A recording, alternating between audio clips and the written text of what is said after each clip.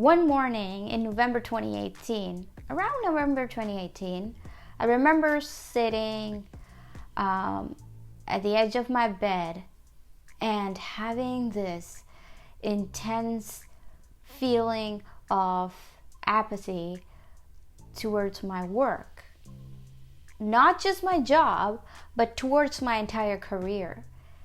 It didn't even feel like some sort of transitional feeling where it was built up over time and led to that point, but rather it felt like a suspension, as though I just ran out of gas, and there was a sense of feeling lost and confusion. Now I know what you're thinking. We all have bad days at work. Sometimes there are unreasonable deadlines that makes you feel a little bit of anxiety or even irritation towards the job. But those are the things that you're aware of. But this didn't have any sort of reasoning. It was just this feeling that I started to get. So I remember after that moment, I still get out of the bed, I take a shower, I get dressed, and I sit back down on my bed and I started to contemplate a career change. I felt so much of disinterest towards what I was doing that I started to contemplate career change. This is after me gaining probably 8 years of work experience. That's yeah. Unlike many, I was lucky enough to graduate in something that I was actually interested in. My passion for that industry propelled me to remain enthusiastic all throughout these years. And yet I just couldn't figure out what made me to lose that feeling. It sounds irrational, doesn't it? Dan Ariely is a behavioral economist, and he has done hundreds of experiments on different kinds of groups all around the world, different countries, in order to understand human behavior. He is so clever and charming in the way he articulates his ideas. He's just so good, okay? I highly recommend that you watch all of his TED Talks. It's pretty good. So I think in his book there's one chapter where he introduces something called market norms and social norms. Before we get into that, I just want to let you know how I made my career choices. So just to give you an idea, money was never a priority for me. What I sought was some adventure and knowledge. I got the adventure aspect of it by working in 3 different cities for 5 years and then 2 different jobs after moving to Canada. So, it was great.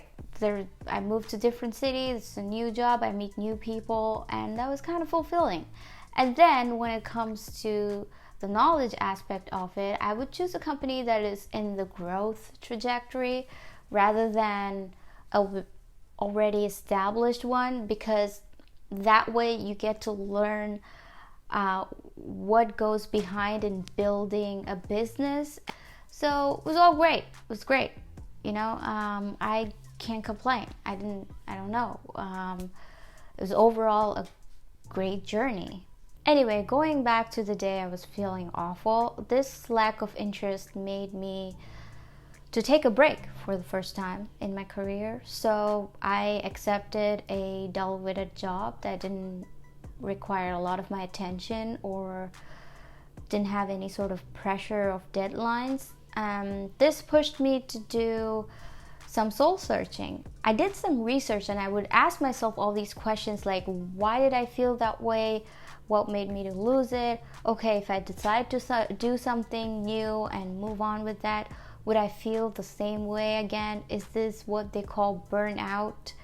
Or, I would ask all these questions, and interestingly enough, I would come up with different answers every single day, and it drove me insane. It felt like I was in a loop where I would ask the same questions and come up with a different answer. and I would try to convince myself that's not the right answer, and I would ask the same question again, and it wasn't getting anywhere.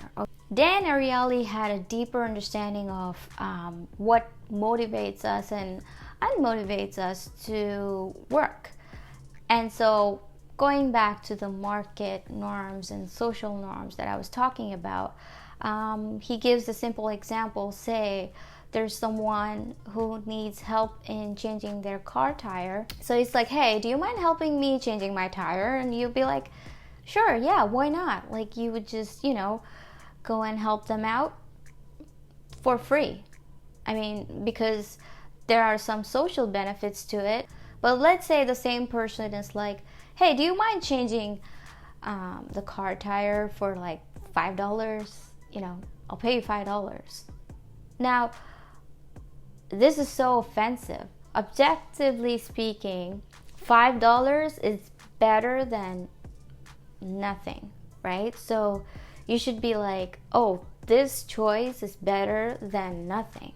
But that's not reality. In reality, you get offended and you be like, fuck $5. I'd rather do it for $200. Then we'll think about it. And you start this kind of negotiation on how much money he should pay you for fixing or helping him to change his tire. And I think few scientists or researchers call this as social capital.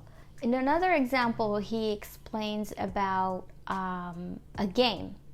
So you choose 10 random people and you give them $10 in the morning and say, if you put it in a public pot, it will grow and you'll get $50 end of the night, meaning 5 times the money you invest in.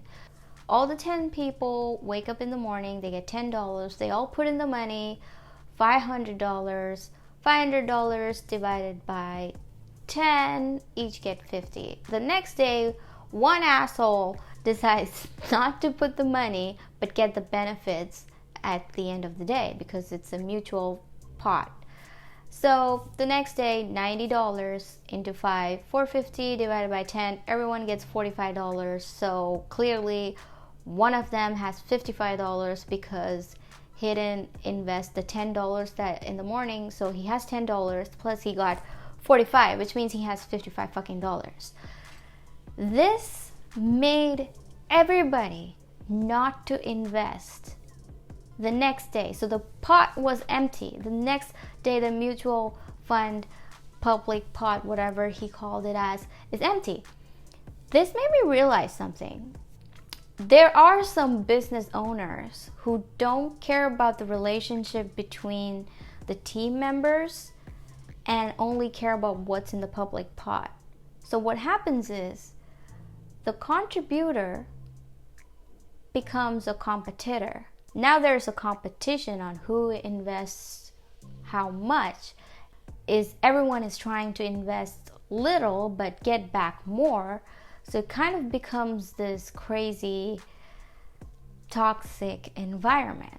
Essentially, no matter how much you love your job, your motivation is fueled by recognition. This force overcomes the love that you have for the job or the money you make. Now, office politics occur in every single workplace that is there in this face of earth. Okay, now we've all given wrong instructions on how to deal with it. Like most of you, I was also told to keep my head down and ignore it and just, go there, do your job and don't worry about it. But that is just not the reality. That is not going to lead you anywhere. Because you have to participate. Now, I'm not saying you have to create or contribute to the office politics, but what I'm saying is you have to participate by learning to be diplomatic, especially if you're the sensible one. When you're ignoring office politics or gossip, what happens is you don't feel included in the among that group of people who are having this conversation. Because ignoring politics also means that you're not being supportive. So it's important to recognize what are all these social norms, like let's just call them social brownie points, okay? We need to get all these social brownie points for us to feel inclusive in a workplace, rather than what happens essentially is that, let's say you're ignoring all the politics and you just don't want to get involved.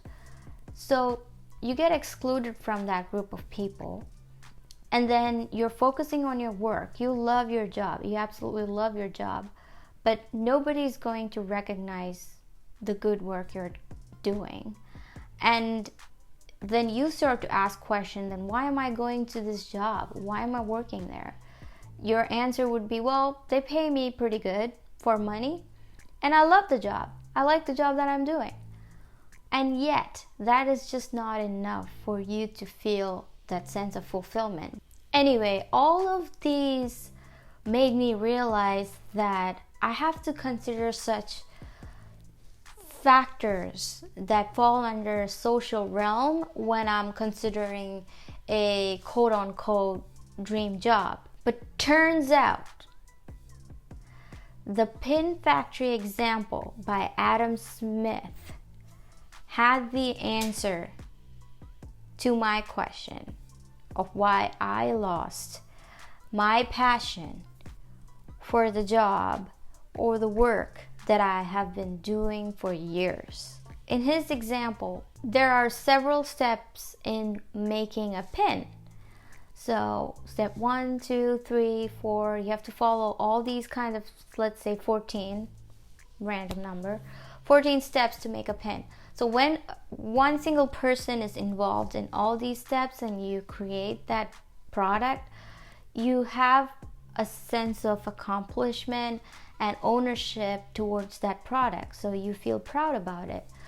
But when you're working as a laborer and you're involved with just first step where you're doing repetitively, there's another person for step 2, and there's another person for step 3, and so on, like in a factory, you tend to lose that sense of connection between your contribution and the final product. Turns out that I have been doing step 1 and step 2 again and again and again for a year or 2, and then I would move to another job and I would do the step 2 and step 3 again and again repetitively, and then I would move to another job and I'm back on step 1.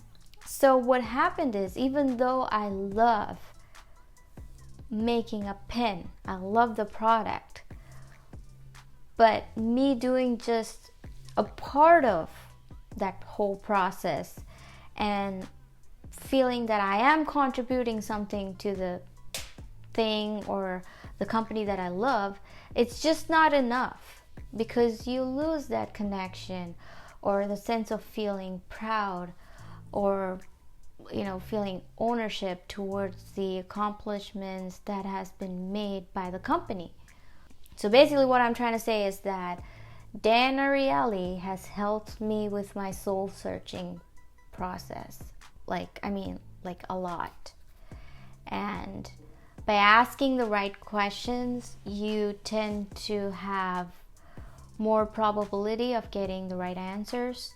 So in order to ask the right questions, remember that I said I was in a loop? You have to start asking somewhere. Start asking questions, and it will lead to a partial answer that is not convincing or satisfying. But those answers would lead you to ask the right questions, and those right questions would lead you towards the right answers. And once you find out those answers, you'll end up with a complete new set of questions, and it keeps going on, and you keep growing, and you keep improvising yourself. That's how it works. Yep, so that's about it.